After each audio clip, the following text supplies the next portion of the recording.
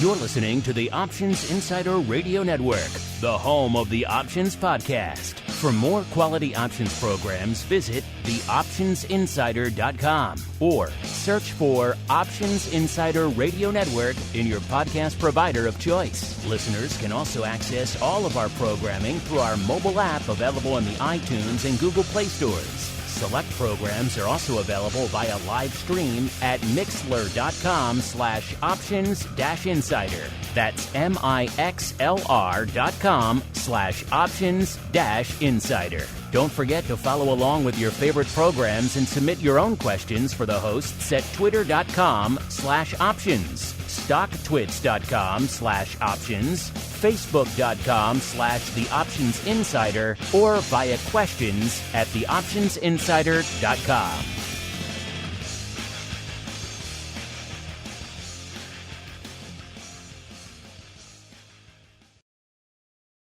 Gold, crude oil, corn, soybeans, and more. With so many tradable products, the futures options market can be an intimidating place. How can you possibly keep track of the latest trading developments across so many different products? Don't worry, we've got you covered. Welcome to This Week in Futures Options, the program designed to help active futures options traders stay on top of this ever-changing marketplace. Each week, we'll break down the top trades, hot products, volatility explosions, and much more. This Week in Futures Options streams live, so be sure to check out our live stream via the Mixlr app. That's MIXLR. Or join our live chat room at mixlr.com/options-insider. Whether you're an experienced veteran or a newcomer looking to separate the wheat from the lean hogs, This Week in Futures Options has the information you can't find anywhere else.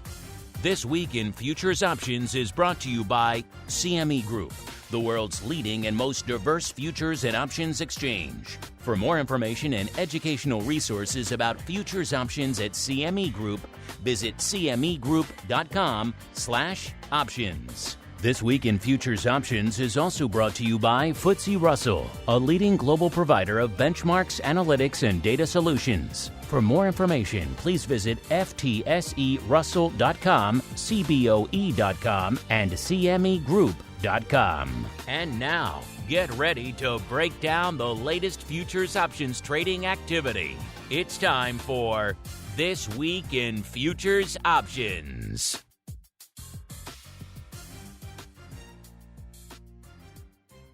All right, everybody. That music means we are back once again. It is Thursday. It is 1:30 p.m. Central. It is 2:30 p.m. Eastern. It is time once again for TWIFO, This Week in Futures Options, a program that breaks down everything going on in the world of futures option. What's going to make it onto the show each week? You have to tune in every week to find out. Is it going to be ags, metals, FX, rates? You never know. Show changes every week. That's why you have to tune in every week. My name, of course, Mark Longo from theoptionsinsider.com. So as, of course, from the ever-exciting, at least we tend to think so, Options Insider Radio Network. Pretty much available on demand just about everywhere on the planet these days. If for some reason you can't find it, hit us up. Let us know.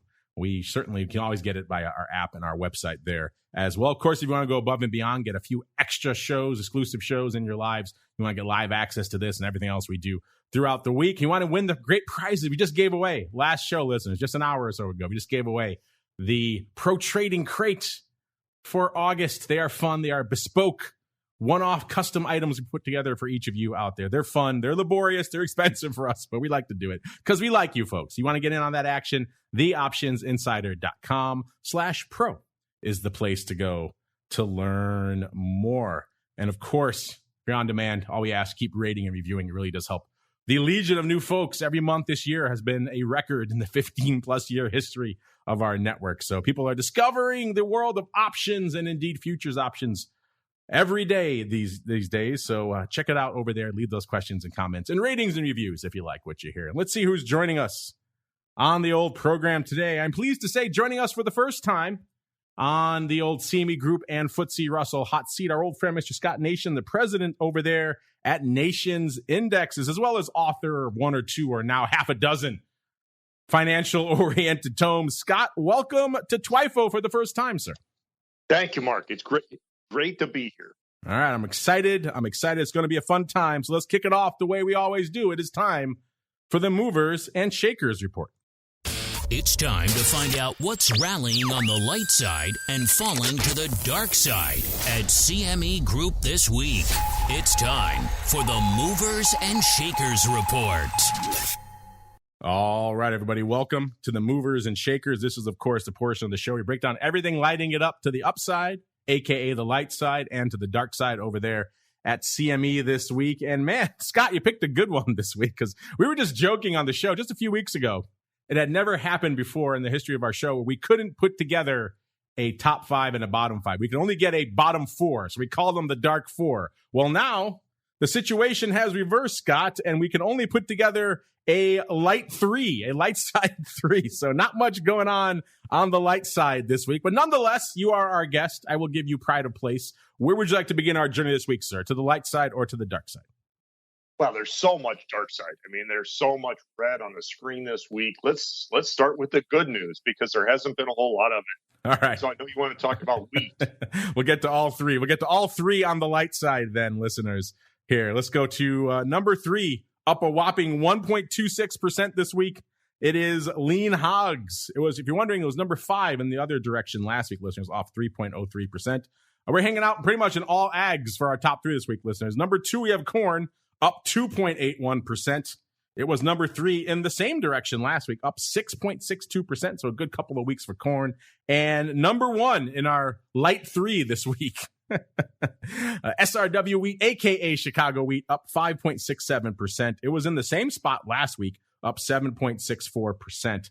So a good couple of weeks here for the ags. Now we go to pretty much everything else, which is the dark side, listeners. Since there's so much red, maybe we'll expand it a little bit. How about a bottom six? How does that sound, listeners? Because number six goes to an area Scott knows pretty well. The E-mini NASDAQ 100 off 7.76% this week. It was number three in the same direction last week, off 3.64%. So a rough couple of weeks, even though it does seem like the sell-off, at least today, mitigating somewhat in the equity space. We can get to that in a little bit. Number five, our old friend, the Russell 2000, off 8.09%. It was number nine in the same direction last week, off 2.5%. So a rough couple of weeks for small caps as well. Number four, one of our frequent offenders, Bitcoin, off 8.4%. It was number two in the same direction last week, off 8.19%. So pretty much a similar week last week and this week. Number three, off to the metals, it is silver, off 8.64%. And then we go to energy for the rest of our dark side here. Number two, RBOB, off about 9.22%. It was number four in the same direction last week, off 3.62%. And number one to the dark side this week, listeners, that's impressive when just about everything is red. The number one dark side mover this week, heating oil, off 10.33%.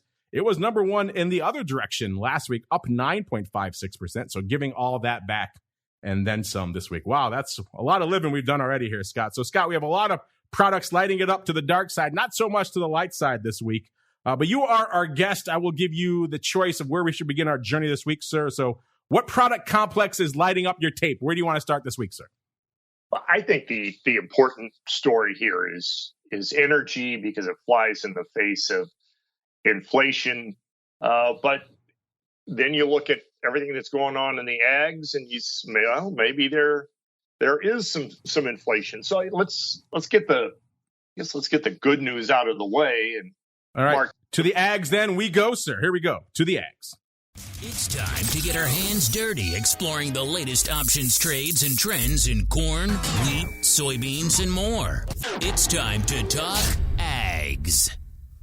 All right, everybody, welcome to the wonderful, this week, the only light side world of ags. You guys know where to go to follow along with this report, everything else we do here on the show. CMEgroup.com/TWIFO, TWIFO. That will get you to our This Week in Futures options reports. The ags are easy to find. They're at the top of the list there, listeners. So click on ags. Now, usually we hang out in grains and oilseeds, but we'll see. We'll see where Scott wants to hang out. Scott, what is lighting up your tape in the world of ags this week, sir? Well, I think the interesting thing here is how wheat has given back so much of the giant gain that we saw this spring. And it's down a bunch more today, even though it's the only thing that seems to be up very much on the week. So, if you look at D-Suite down a bunch today, down several percent. And the interesting thing is that on the option side in D-Suite, it looks like the biggest volume line today are the 800 strike, $8 a bushel strike puts. 1,200 of those have traded today, and I mean you gotta look quite a ways if you're looking for anything interesting in the call side for D-Suite. So it's been cut essentially in half since spring. Everybody's worried about inflation. And reasonably so, understandably so. But when it comes to inputs, are the users of ags, are they going to raise prices, or are they going to try to hold the line on prices and take a hit when it comes to margins? So I think this is really interesting with what we see with D-Suite. Again, biggest volume today, the 800 strike puts in December. Let's break down some of that volume, listeners. Get on into the ags, go to grain and oil seeds, and click on into the Chicago wheat. How much paper on the tape this week? 73,000 contracts. So pretty active week. Easy for me to say, pretty active week for Chicago wheat out there. Where is wheat hanging out right now? Right around 809.5 in that front future, listeners, up about 4.25%. That's, of course, since the start of the week. And Monday, if you go all the way back to our show last Thursday, it's up nearly 6%, 5 and about 2/3%. And of that paper, 73,000, as Scott alluded to, pretty much all going up in D's, 50, almost 51% going up in that D's contract. So we're going to hang our hat out there.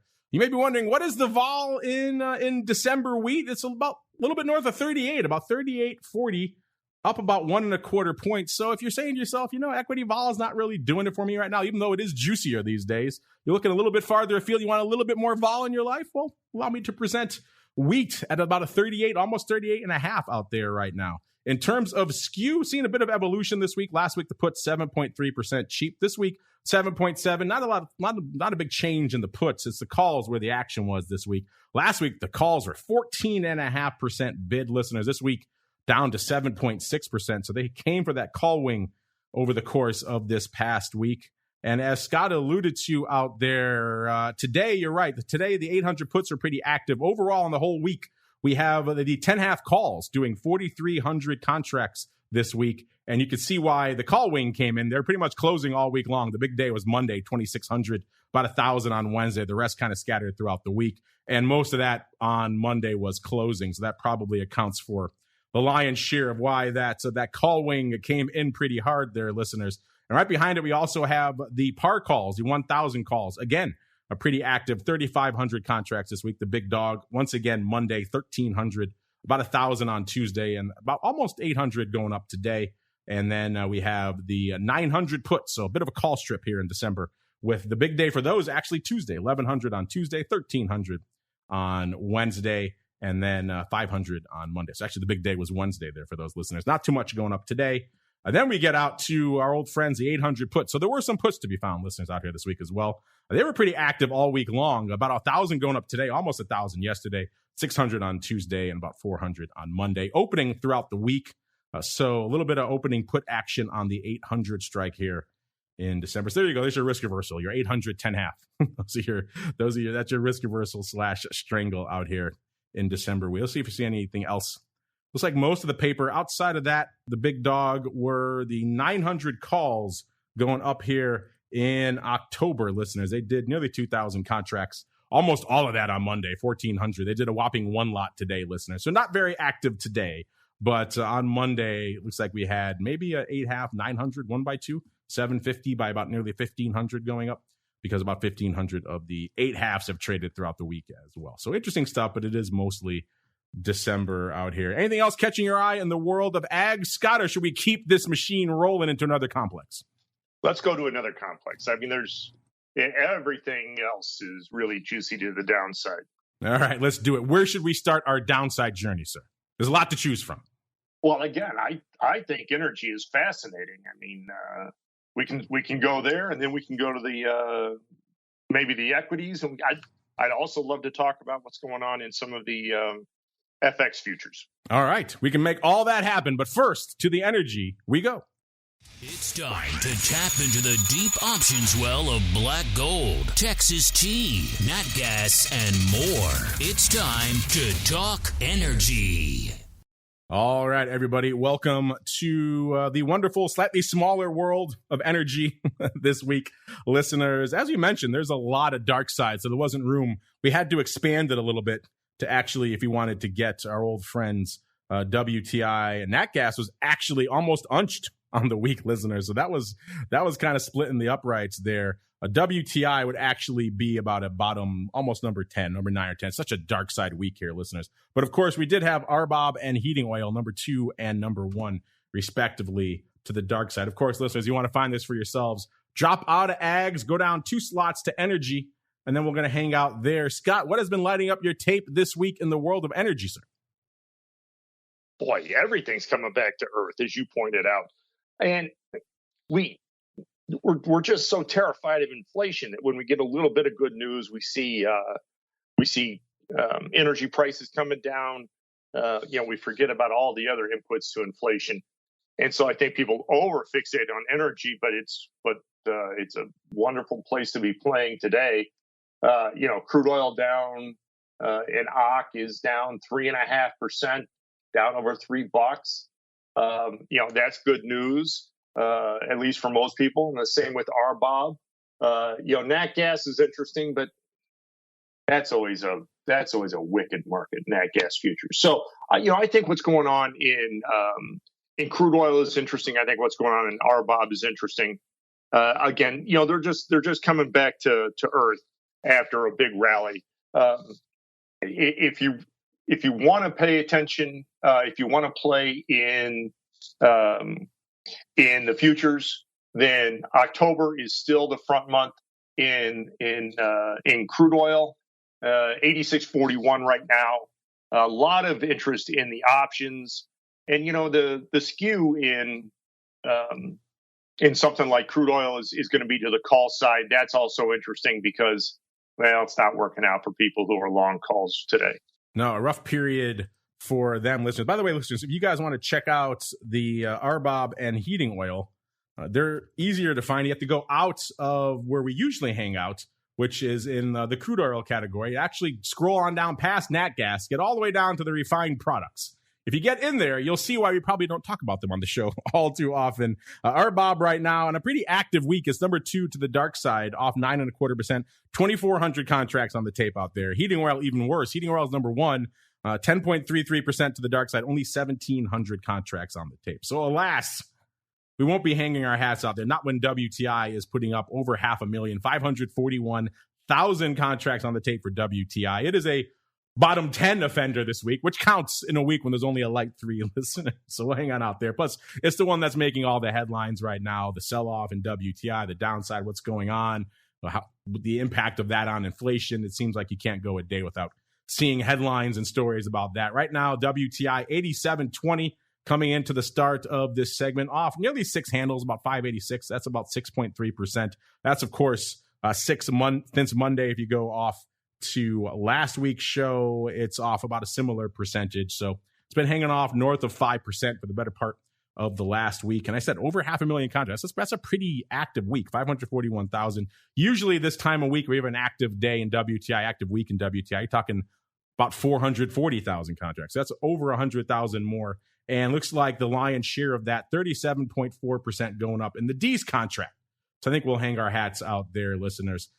What's the vol right now in WTI? You might be asking. Again, if you're looking for more vol, energy's got you covered. 50.6. It's up 5.6 points just over the course of this past week. So a lot of juice to be found out here in WTI. Not a lot of evolution on the skew. That's kind of hanging out over the course of the past week. 5.8% bid were the puts last week. 6.2% bid were the puts this week. Again, a reminder, listeners, that means that those puts right now are 6.2% premium to the already lofty almost 51 at the money vol. So if you want to trade a 25 delta put, it's going to cost you 6.2% on top of that. Flip that around for the calls. The calls were 3% discount last week. This week, 3.2% discount. So not a huge evolution on the skew front. And in terms of action, I don't know, Scott, I don't know how closely you watch the WTI options activity. We've been seeing these types of trades go up for a while now. Some fund, I don't know who it is or why they are doing it. We speculated in the past that maybe they were doing a stupid just to get the half strike in between. But either way, we are seeing this paper yet again, listeners, the very tight upside verticals in December. This case, it is the 129, 130 going up 22,000 times today. A 1 point wide vertical. We thought maybe it was stupid. We first talked about it as a vertical. Then we had some guests on. We thought maybe the only way it made sense really was a stupid to get the half strike. But we did have a chance to dig into the blocks today before the show, and we did find a print of 7,000 of this, and it is a vertical, listeners. It is the 129, 130 vertical. They bought the 129s for 53 cents. They sold the 130s for 50 cents. They did that 1 point vertical for 3 cents over 22,000 times today. I don't know. Scott, I wash my hands of these. I've been seeing these going up for weeks now. There's some, I think the technical term is redonkulous paper going up here in the far upside of WTI. What are your thoughts on these insanely tight verticals going up for ridiculous size in WTI week after week, Scott? And are you the one putting it up? I am not the one putting it up. It's if you're the buyer and you can get that done for some sort of crazy, ridiculously low number, then, maybe okay. I don't know why in the world you'd sell that. So you're a market maker and you feel like you have to be making the market. And look at the open interest on those lines. There's huge open interest. People love this trade. They're putting it up for size. Yeah, 30 open interest at the 129 line is 35,500. At the 130 line, it's over 42,000. So, listen, for everybody who's listening, verticals can be a great way to take a directional bet, do it for lower costs, and sometimes get the math working for you when skew really matters. Now, something like a 129, 130 vertical in D-screw, you're not getting any benefit from skew there. What somebody's doing, they're putting on a really cheap trade with the outside opportunity to make a bunch of money if crude oil pops a ton, but it would have to pop a ton. I think you're better off, trading juicier options in a way that, where you can make money. We call these on the network, Scott, we call these love your broker trades. Someone really likes his broker. He's putting 22,000 contracts through a $1 wide vertical for 3 cents today. And he's done it many more times before. So his broker at least is happy. Well, yeah. And how do you make that thing pay by the time, you're in and out? Sometimes we used to call these alligator spreads because the commissions ate up all the potential profit. Yeah, I thought these trades had finally slowed down, but they are back again this week. And once again, skewing the numbers to high heaven here in WTI. If we get outside of this nonsense, listeners, we've got some action and more upside in Ds, but at least it's a little bit more realistic. 125 is going up 17,000 times. Again, the big one is today. Doesn't look like that really is going with any sort of fly with the weird vertical. Why would you do it 1 by 2? None of that makes sense. And then we have 13,000 of the 120s going up today as well. The big dog for both of those 125s and the 120s was Tuesday. It's a lot of action, a lot of opening upside action on those days. 4,800 of the 120s also trading yesterday. Kind of a light day today, only 500. So once you get outside of the ridiculous D's upside, there is some other paper to be found out here, listeners. You have to look for it a little bit. It looks like 110 is also pretty active out here in November, doing about 8,000 contracts. The big day for those, Wednesday, 4,200, slightly closing there. 2,700 today, about 1,000 on Tuesday, and not too much going up on Monday. So there is other paper to be found. You have to just look. It's kind of like the out of the money puts everyone keeps selling in the E-mini. You have to look beyond that because it obscures so much of the paper that it makes it hard to find the actual paper with real economic interest that is going up. Nonetheless, listeners, we have to keep on rolling. Scott, we've already hit on the ags and the energy. I know you happen to have a little bit of skin in the equity and vol game. So what do you think we hang out there next, sir? I think that's fantastic. Yeah, all right. Let's do that. To the equity world we go, listeners. It's time to explore the volatility swings, skew changes, and hot options trades in your favorite indices. It's time to talk equities. All right, everyone. Welcome to the wonderful and these days very active world of equities. We were knee deep in a sell-off when we started our shows earlier this morning, listeners. Now it's like we're close to unched, if not positive, on a lot of the major indexes out there. You guys know where to find the equities. Pop on out of energy and just go down one slot to equity indexes. We're going to hang out in the U.S. Index E-mini because Scott's on and he loves himself a little bit of the old NASDAQ. We're going to start in the NASDAQ first. But before we even get there, Scott also likes a little bit of vol. We like to set the table from a vol perspective before we start talking about equities. Kicking off the start of the show, we had RBX, so the VIX of the Russell 2000, at about a 31.25. That's up almost 4 points, about 3.9 points from where it was on last week's show. VIX itself was at a 27 handle earlier this morning, about a 26 2/3 when we kicked off the show today. So up almost 4.5 points from where it was this time last week. VVIX, so the vol of vol, a little bit north of 90, up over 5, about almost 5.5 points from where it was on last week's show. So vol of vol getting a little bit frothier. And vol Q, a product Scott may know a little bit about, 31.65, up about 5.65 from where it was this time last week. So that puts that VIX to RBX.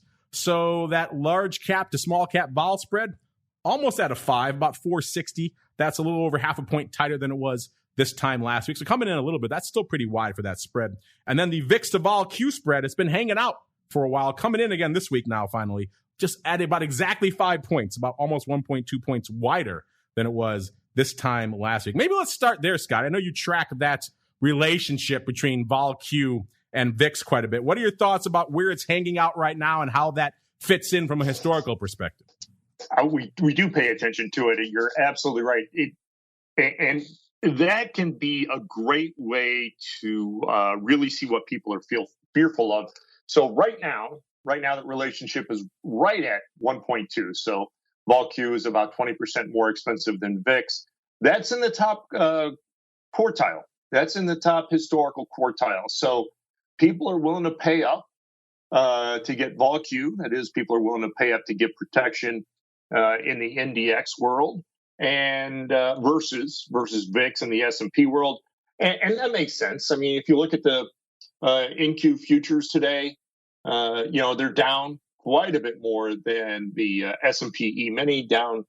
Well, the index is down about 3 times what the S&P is. So it makes sense that people are coming for options on the NASDAQ futures. That's just the place that everybody's afraid, unless you're looking at the Russell. Russell having a really, really tough day today. Russell getting beat up. But you mentioned the options on all things vol Q. Since the last time you and I have chatted, Scott, those are now live and actively trading up. We, of course, have the futures over there at CME, and now we have the options to go along with those. So catch our listeners up. How have all things been going in the land of vol Q options since launch, sir? Things are really good. So we have 3 months of the futures listed and trading.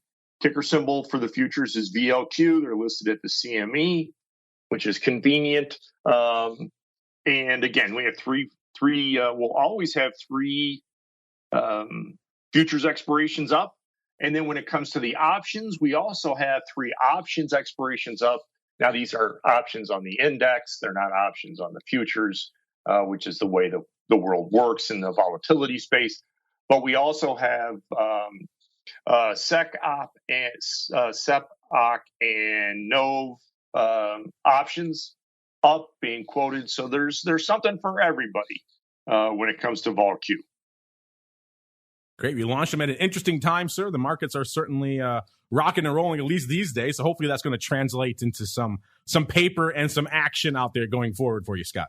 Yeah, we've been really fortunate. Things have slowed down volume-wise over the last 2 weeks, despite the volatility, because everybody who seems to be interested in these products, so many people seem to be, I don't know, at the lake or at the beach or in the mountains hiking. But we've had really good reception for all these products. It's hard to put up numbers in late August. Nobody's there around. You go. But yeah, now they're starting to come back, Scott. So hopefully we'll get some good action. Listeners, have you guys tried your hand at the Vol Q options. I'd be curious. I know a lot of our live folks are bleeding edge folks. Have you tried to hit us up? Let us know. I'd be curious what you think out there. Since Scott's here, we're talking NASDAQ. Let's hang out a little bit in the old E-mini NASDAQ options while we're at it as well. A pretty active week for the E-mini NASDAQ, 140,000 contracts on the tape this week, by the way, coming in just a little bit north of 12,000 as of the start of this segment, 12,053 off a whopping 567 handles, or about 4.5% just since Monday. So yeah, a lot of dark side action here this week in the NASDAQ.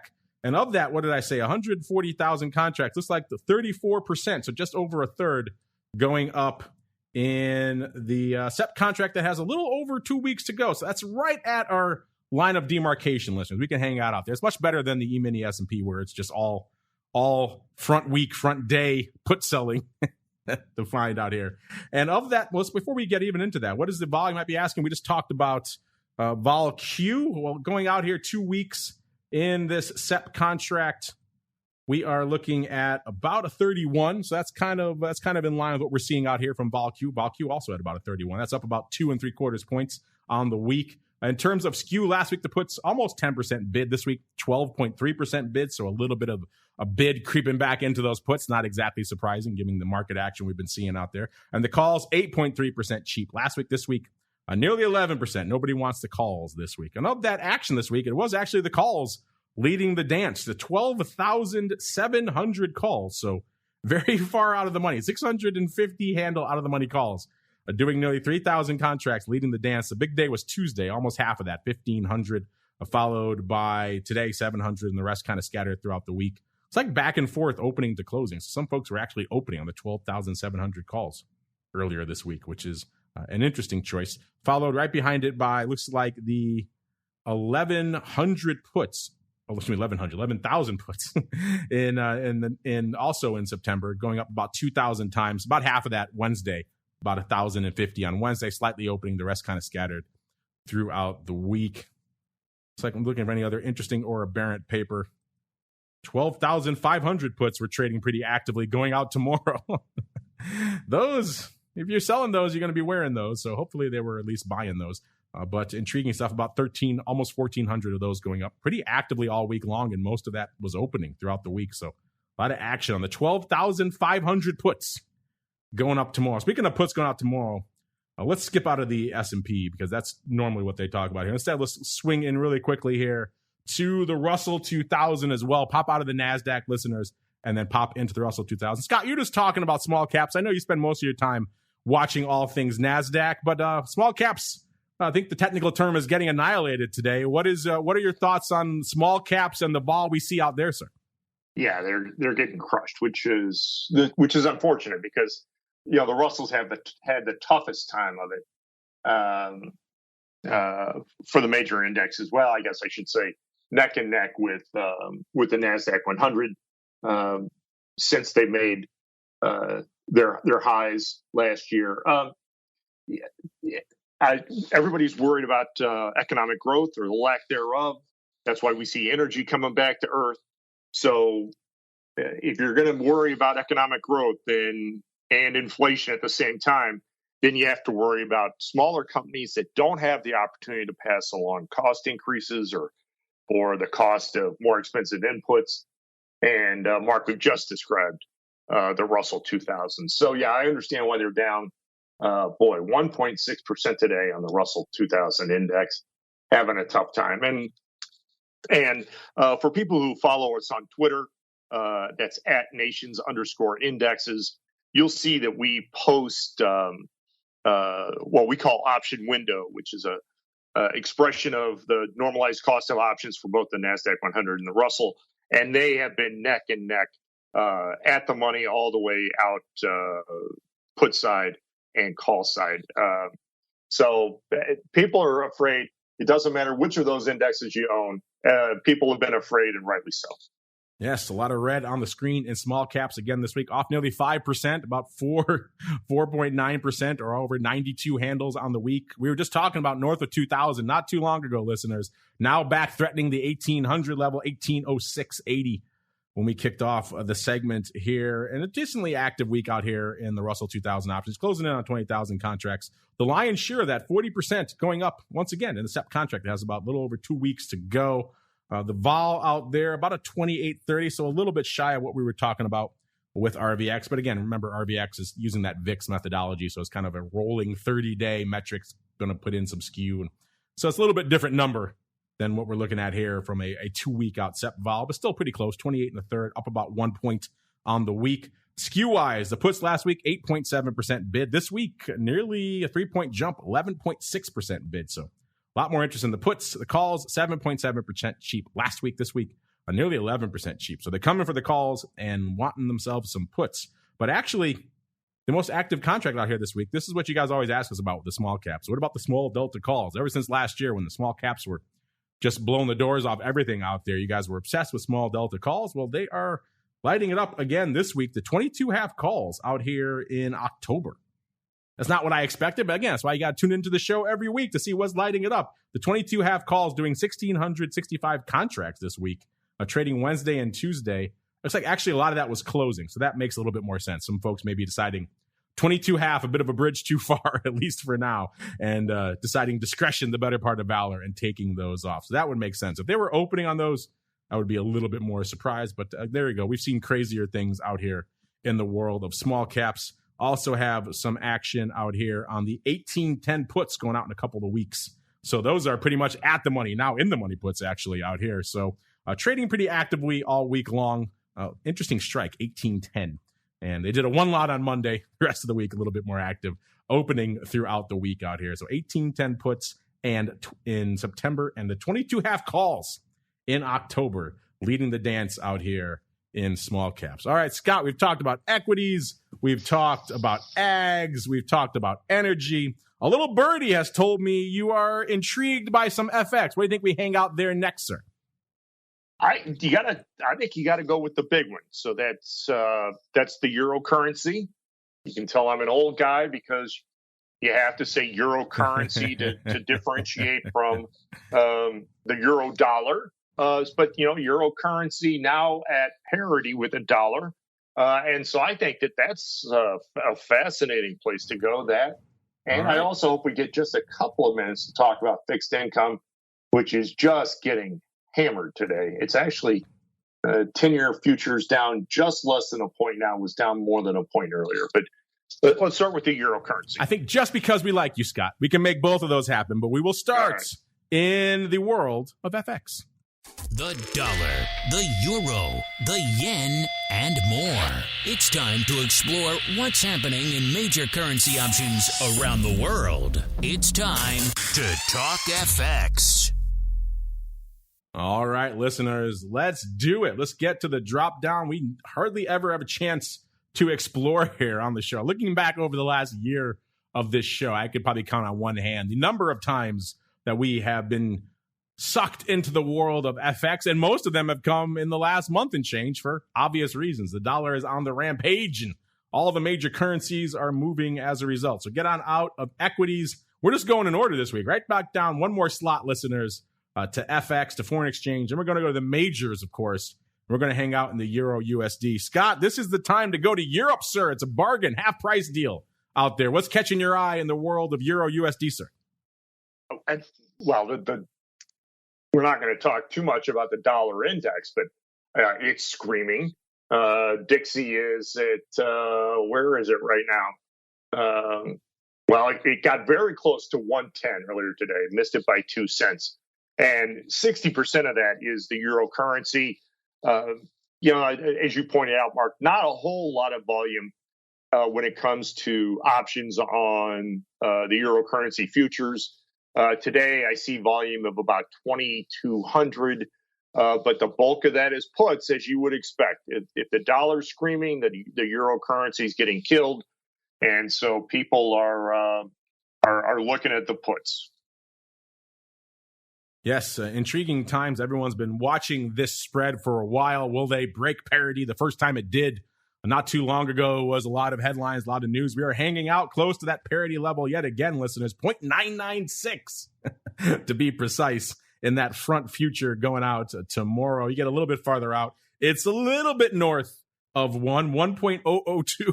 So we are hanging out right at that pretty much parity level, listeners, which if you've ever been to Europe, traveled around there, that's not a very frequent thing. So book your tickets now, listeners. It's a bargain sale out there in the land of all things euro. In terms of action, how much paper is on the tape? Pretty decent week for Euro USD, about 33,000 contracts on the tape. So nothing to sneeze at. It's not your 1200s like your RBOBs or something like that. And of that, about 37% going up in the SEP contract, going away in about 8 days. Normally, I'd be a little bit too close to the vest for us, but we can allow it. Also, seeing some action out here. Well, as Scott mentioned, it's pretty much all puts all the time, as you would expect. By the way, what is the vol out here in this contract? And again, FX not known for being a high vol complex. So you're talking to 12 listeners. But that said, it's up 1.25 points just this week. So it's up quite a bit percentage-wise over the course of this past week. So vol is moving a bit out here in the realm of FX, even if it is starting from a pretty low baseline. In terms of skew, last week, the puts 4.6% bid. This week, coming in a little bit, 4.1% bid. The calls remaining the same, 2.9% cheap last week and this week. And as Scott mentioned, it was pretty much all puts all the time, all at that parity level, the one puts, lighting it up to the tune of 1,500 contracts this week. The big day was Monday, almost 1,000 going up on Monday. It looks like someone was taking that level off a little bit because they were closing on Monday. And the rest of the week was kind of scattered, opening versus closing. So some folks closing out their parity puts here on Monday. Once you get beyond that, the 0.995 puts, I love the strikes out here, doing about 1,300 contracts again Monday. So maybe that could have been rolling down as well. With similar paper on the one puts to the 0.995. So potentially closing the parity puts and rolling down to the 0.995 strike. That could also be an option because one was closing and one was opening. And right behind it, we have the 1.03 puts, also active, doing about 1,100 contracts. The big day for those, also Monday. Monday was the day, listeners. A lot of paper, about 1,000 of those going, pretty much all the paper for the week going up on Monday then as well. So those were slightly closing as well. There were some calls to be found. You got to look a little bit. Actually, before we get to those, we also have the going all the way out to October. We have the 0.97 puts doing a whopping 1,029 this week, listeners. And then right behind it, we also do have some calls going away next week. The 1.01 calls. Again, these are the best strikes, doing a whopping 995, almost all of that today. So obviously hard to tell what the OI change is on today's paper, but intriguing stuff. So we are seeing some numbers. Are you guys getting a little bit more intrigued by FX? Does this surge in the dollar? Has that made some of these spreads a little bit more interesting, a little bit more intriguing to you? We are seeing a little bit more vol out there, a little bit more paper. So these spreads, then these products that were kind of hanging out in limbo for quite a while, and now suddenly a little bit more interesting, a little bit more attractive for a lot of you out there trading. So I'm curious what you folks have to think. Hit us up, let us know. And Scott, because you asked so nicely, we can move on into the rates next. The Fed, the yield curve, inflation fears. How are they impacting options activity and volatility in your favorite interest rate products? Let's find out as we explore the world of rates. All right, everybody. Let's head on into the world of rates. A lot of living. We are cruising through the complexes this week. Listen, it is only a 1 hour show after all, so got to pack a lot of living into that 1 hour. We're going to keep going in order all the way down the list, listeners. Pop out of FX and go one down into interest rates. We're going to hang out in the U.S. rates. Then I do believe the 10-year was on Scott's radar. Scott, what was lighting up your tape in the world of rates this week, sir? Just that, the 10-year yield is climbing. 3.27%. We know that means that the price of the 10-year futures is getting hammered, and that makes sense. If interest rates are going to go up, then prices of the instruments are going to go down. I spent a lot of time in the 10-year complex, and so that's where I start, and I see that it's down again. 26 and a half, 30 seconds today. So what is that? It's just over 3/4 of a point. And I don't see any way that this stops. I don't see any way that the carnage in fixed income vehicles comes to any end unless there's something dramatic that happens that leads people to believe that the Fed's gonna ease off the brake. And I don't know what that would be, but I don't think that that's likely to happen. Scott, a lot of our guests over the course of this past year have been somewhat mystified at the lack of performance they've found across the entirety of the fixed income spectrum. A lot of people had beaten into their heads early on, this inverse relationship between stocks and bonds. When stocks go down, bonds are supposed to be your salvation. Not so much this year. Have you been surprised by that underperformance as well, sir? No. And while that tendency is certainly valid, it's most obvious when the moves are really extreme. When they're really extreme on the equity side, then you see some sort, at least to the downside on the equity side. Then you'll often see a flight to quality, and everybody just wants to buy something that in the fixed income world.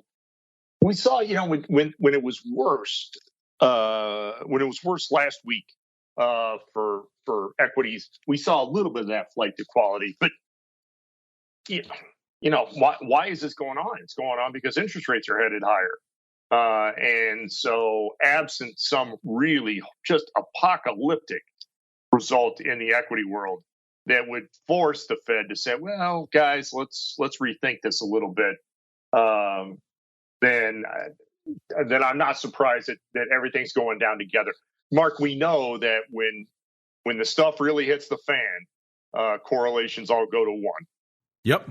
We've said that on the show many times. You're stealing our tagline here, sir. We actually do that on the show. Usually at the end of the year, we check the cross-asset correlation. But you're right. When it all hits the fan, correlation does go to one. And unfortunately, we've said it many times also, the only contractually guaranteed inverse correlation is a put option. So all of our listeners out there, they've had that beaten into their head many times, Scott. Yeah. So interesting stuff. But yeah, let's go out to the 10-year, see what's lighting it up. As Scott mentioned, off about 1.4% since Monday's show. If you go all the way back to last week's show, it's off about 1.6%. So more red on the screen for the 10-year, a little bit north of 116.015 coming into the start of the show today here, listeners.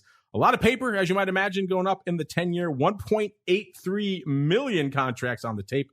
And of that, nearly 42% going up in that October contract. So we're going to hang out there, listeners. Let's see. You might be wondering what the vol is. And again, like FX, rates never really known for their high volatility outside of, let's say, the euro dollars and a few products like that. That can get pretty high. Outside of that, the 10-year has never been the most volatile of products. That said, it is about an 840 right now in this contract. It's up about 0.75 of a point. So that's a pretty big vol move for the 10-year. And in terms of skew, last week the puts 1.2% bid. This week 3.3. So the puts ticking up a little bit. The calls 2.3% cheap. Last week, this week nearly 4% cheap. So the calls coming in and the puts getting bid up. And of that action, it was the 116 even puts, which makes sense. These are the at-the-money puts now. Leading the dance this week with a whopping 74,500 contracts. That's more than some of the complexes we just talked about combined, just in these 116 puts, listeners. 74,000. The big day was Tuesday. 26, almost 27,000 going up on Tuesday.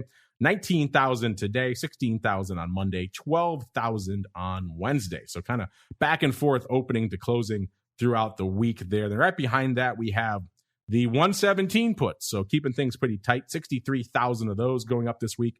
The big day for those, also Tuesday, 29,000 there. So potentially a bit of a roll, maybe a roll down from the 117s to the 116s because we had closing on the 117s on Tuesday and opening on the 116s, and the volume lines up pretty nicely. So it looks like could be a bit of a roll. We also saw about 13,000 going up on Monday and 11,000 today, 10,000 on Wednesday. So actually opening the rest of the week outside of Tuesday. So interesting stuff. And then beyond that, we have also 115 puts. So nice little put strip going up this week. 57,000 of those. The big day for those actually today, 18,000 today, 14,000 on Monday, 12,000 on Tuesday, and 12,000 also on Wednesday. Again, kind of back and forth opening to closing throughout the week. So a lot of put action, as you might assume, out here in the 10-year, and a whole heck of a lot of paper too, closing in on 2 million contracts. There were some calls we found as well. You got the 118 calls doing 50,000 contracts almost exactly this week. The big day is today, 20,000 today. Then we had about 13,500 on Tuesday and a little bit north of 8,000 each on Monday and Wednesday. Opening throughout the week, so a lot of opening call action out here, but intriguing stuff nonetheless. Scott, we are kind of coming up against it. We've already hit on a lot of complexes, but you are our guest. I will allow you to choose. Do you want to try to squeeze in one more complex, or you want to go straight to the listener, sir? Oh, you know what gold. Can we talk about gold a little bit? Because it's getting killed in an environment when it should be doing great. All right, then we can get out to the metals next. Werewolves beware. It's time to explore the options activity in silver, gold, and other shiny things. It's time to talk metals. All right, everybody, welcome to the shiny stuff, the world of metals. We're just Scott's just following the list. I like it. Nice and easy to follow along. Hop out at interest rates, go down one more slot to metals. We're going to hang out in the precious product family. We're going to hang out in gold. And Scott, as you alluded to, I was just talking about rates underperforming, but you could throw that same slander, that same outrage over there at gold. And a lot of people have. This is supposed to be your flight to quality asset, and not exactly flying to quality these days. Off another 42 handles or 2.4% this week, shy of the 1,700 level, sir. What are your thoughts on the shiny stuff and its performance or lack thereof this year, Scott? Well, if anybody's ever seen me on CNBC, you know I hate gold. I don't understand the investment thesis for it. I think it's a shiny doorstop. And so when people tell me, oh, gold is going to save you from inflation, I look at a situation like this where inflation is just running away and has been for a couple of months. And you know where gold was today? What is the front month? The front month in gold was below $1,700 an ounce at one point today. So I don't like it. I've never liked it. And this is why. Scott, tell us how you really feel. You're holding back. There you go. You're holding back on us. But you're right. It's certainly a strong case to be made against gold. We had a brief shining resurgence when Pelosi went over there to Taiwan. We had a little bit of a pop, and that seemed to be about it. It was very short-lived, and ever since then, you're right, back south of the 1,700s. So forget about everyone getting excited about 2,000. We are nowhere near that, off another 42 handles again this week, listeners. Gold putting up some numbers, though, this week. 178,000 contracts on the tape. The big dog is October, about 22.5% of the paper going up out there. So we will hang out there as well. The vol right now, 16.10. That's actually a little bit juicy for gold. That's up a little over 2 points. That's a decent pop in gold vol. Now, if you're listening to the show for a long time, you know gold vol can pop.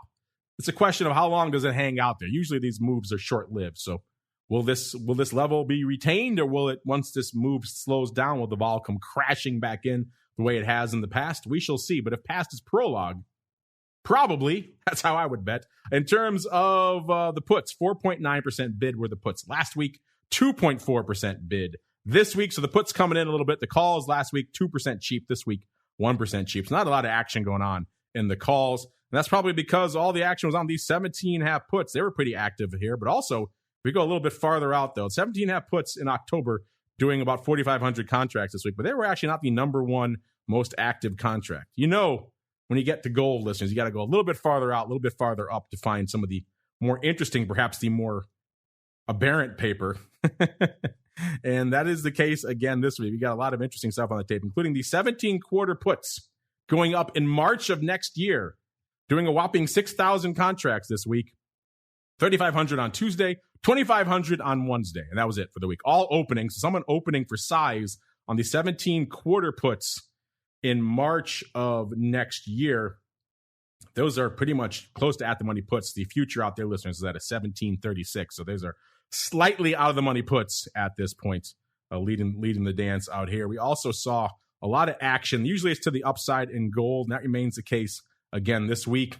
The 19.5 calls in June of next year, also pretty active, doing 5,000 contracts, all of that in one day, all of that today. So we have no idea if that's opening or closing, but 5,000 of the 19 halves also going up today. What's strange is we're not seeing our usual fly and other interesting ratio spread paper like we usually do in gold, listeners. You know, your 1x2s, your 1x3s, your flies. Like we're not seeing a lot of that out here. 1900s are going up today as well. In February of next year, 2,600 times. All of that today, 2,100. Could be an 18.5, 1,900. Now the numbers don't line up. 17.5, 18.5, 1,900. 1.5 by 2. That would be a strange fly if they were to put it on that way. And also to Jan, the 1875 calls going up 5,500 times this week. Pretty active, almost 3,000 today, 1,400 yesterday, 1,100 on Tuesday. They were closing on Tuesday, opening on Wednesday. Obviously, we don't know about today. So a little bit of back and forth action on the 1875s in January. In January. And we also have the 18 halves in D. So that's not enough upside for you, doing about 5,000 contracts. Almost all of that today. So a pretty active day today. It's like maybe an 18 half, 1,900 vertical going up over 3,000 times today as well here in December. So a lot of upside paper, as you have probably come to expect by now in all things gold. But yeah, a lot of paper across the board here in the shiny stuff. We're coming up against it, listeners. Let's see if we can really quickly squeeze on some of you folks and also get some of Scott's opinions on our questions of the week, because it is time for your futures options feedback.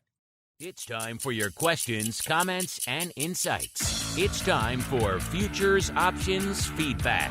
Submit your questions at twitter.com/options, facebook.com/the Options Insider, stocktwits.com/Options Insider, or via questions@theoptionsinsider.com.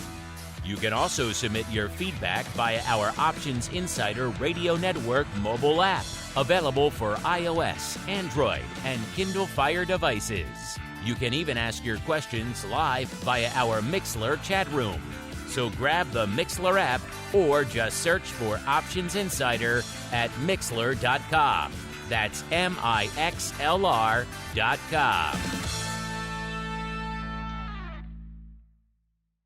All right, everybody. Welcome to your Futures Options Feedback segment. Scott, you're almost done here with the show. You packed a lot of living into an hour. How's it going so far? You having fun? This is fantastic. This is a lot of fun. Options on futures is where I got started and spent most of my career.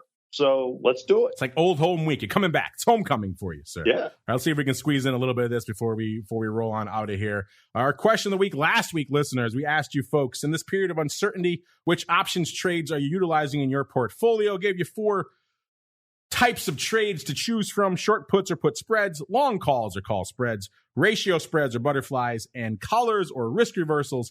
And nearly half, 49% of you chose short puts and put spreads, followed by number 2, 22.4% for long calls and call spreads. So you're getting a little bit upside in there. Number 3, we had the ratio spreads or fly, 16.3%, and bringing up the rear. No love. This surprised me. I thought it would get a little bit more love given the sell-offs we've seen, but no love for collars and risk reversals, only 12.2%. Fast forward to this week, Scott. Our question of the week this week is: the markets were rocked by Powell last week and are still down to start the week.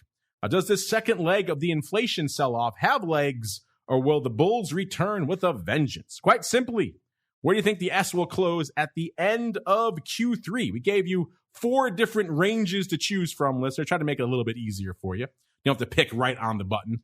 So much higher, so north of 4,300, back where we were not too long ago, a couple of weeks ago. Around the level where we first posted this question earlier this week, which was in the 4,000 to 4,299 range, obviously north of 4,000, or in the lower level, which is 3,700 to 3,999, obviously below 4,000, or in the much lower level, which is below 3,700. Mr. Scott, I know you're always watching the NASDAQ out there, so if you want to talk NASDAQ as well, you can, but what are your thoughts here in terms of where you think we'll be hanging out at the end of Q3? And more importantly, what do you think our audience is voting for? Oh, that's a wonderful question. Let me think about that. I think that at the end of the quarter it'll be the third option, which is between 3,700 and 3,999. So 3,700 to 4,000. I think we'll probably be a little bit below here as everybody realizes over the Labor Day weekend that, wow, Powell is serious. We've had things pretty good for a long time, and he's serious now. So I think that we'll end up below here, not too much below here, but a little bit below here. I do think that the canary, if you will, to really be paying attention to, is going to be that 10-year yield at 3.27% right now. If you want to look at the 10-year futures price, you can do that instead. but I think that's going to tell the tale. And one of the really interesting futures contract are the Fed funds futures. Tough to trade unless you're a professional, but they can do a great job, and the CME has a great tool to help you interpret what the Fed funds futures are saying about where the Fed funds rate will be, say, by the end of the year. You think our audience is there as well? You think the audience is in the lower range, 3,700, 3,999? You think something else? I think most people tend to be a little bit more optimistic than I am right now. So they think that it can rally. It's only got to rally another 58, not even 57 and a half handles to get above 4,000. So I think most people in the audience will say 4,000 to 4,300. Interesting. Our audience actually feeling a little bearish, Scott. 40% exactly in the 3,700 to 3,999 camp right now, followed by what you were just saying, 22.5% for the 4,000 to 4,299. Then there are some optimists among you, 21.3% saying we're going to be back north of 4,300 by the end of this month. And the pessimists bringing up the rear, the super pessimists, 16.3%. So we're going to be revisiting those lows we hit a few months ago below 3,700. Get in there, listeners, at options if you have not voted yet. That goes away tomorrow. So the clock is ticking on that question of the week. All right. That music means we have come to the end of our journey. Scott, we packed a lot of living into 1 hour, and I think you're learning now how challenging it is to hit on all the complexes in one show, sir. Yeah. I may have asked to do too much, but that's kind of the way I am. That's part of the fun. Tremendous fun. That's part of the fun. Before we go, Scott, we mentioned the vol Q options. If folks want to learn more about all that good stuff or the vol Q futures, where should they go? What should they do? And also, I know you have a new book out. Maybe you want to leave the folks a little bit of tease of that as well, sir. And the book came out at exactly the right time. I got lucky there. So vol Q futures, ticker symbol CME BLQ. Vol Q options trade on the NASDAQ options exchanges. Ticker symbol there is VOLQ, which makes sense. And you can go to either nations.com to learn more about vol Q, or you can go to NASDAQ/vol Q to learn more about vol Q. I'll just say this: if your equity portfolio is starting to look more and more like the NASDAQ 100, and I think most are, then when it comes to volatility index, you need one that is designed to work with your portfolio. And that's vol Q if your portfolio looks more and more like the NASDAQ 100. Final thing, book that came out in April, The Anxious Investor. Look at how investors are not always at their very best during bubbles and subsequent collapses. A lot of fun to write, and the goal was to make it fun to read.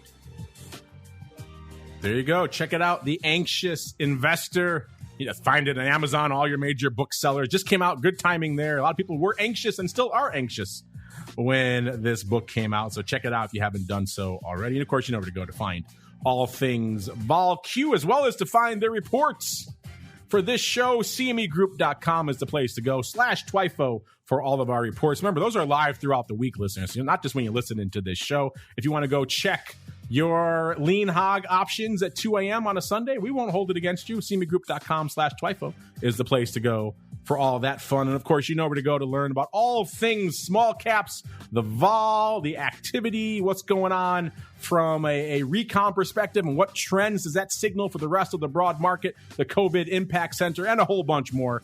FTSERussell.com, FTSERussell.com. Give them a follow on the old Twitter while you're at it, at FTSERussell, all one word. That's going to do it for us today on the network, but we're back again tomorrow, noon Central, 1 p.m. Eastern for Volatility Views. And then after that, for all of you cool kids in the Secret Club, we're going to have a little bit of options oddities. Then back again. We're off on Monday, obviously, so no shows on Monday, but back again next Thursday, another episode of This Week in Futures Options. Stay safe out there, everybody. This Week in Futures Options is brought to you by CME Group, the world's leading and most diverse futures and options exchange. CME Group's markets help individuals and businesses around the world manage risks and seize opportunities. CME Group offers the deepest and most liquid options on futures across all asset classes, including interest rates, equity indexes, foreign exchange, energy, agriculture, and metals. For more information and educational resources about futures options at CME Group, visit cmegroup.com/options. This Week in Futures Options is also brought to you by FTSE Russell, a leading global provider of benchmarks, analytics, and data solutions. Investors in the U.S. and around the world are using FTSE Russell indexes to benchmark their investment performance and create investment funds, ETFs, structured products, and index-based derivatives. Many Options Insider Radio Network listeners will be familiar with the Russell 2000 Index. Russell 2000 futures and options are currently trading on the Chicago Board Options Exchange and CME Group. For more information, please visit FTSERussell.com, CBOE.com, and CMEGroup.com.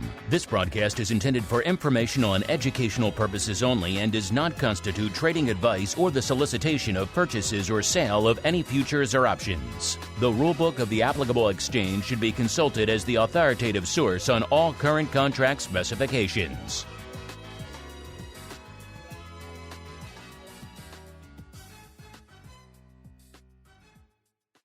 You're listening to the Options Insider Radio Network, the home of the Options Podcast. For more quality options programs, visit theoptionsinsider.com or search for Options Insider Radio Network in your podcast provider of choice. Listeners can also access all of our programming through our mobile app available in the iTunes and Google Play stores. Select programs are also available via live stream at mixlr.com/options-insider.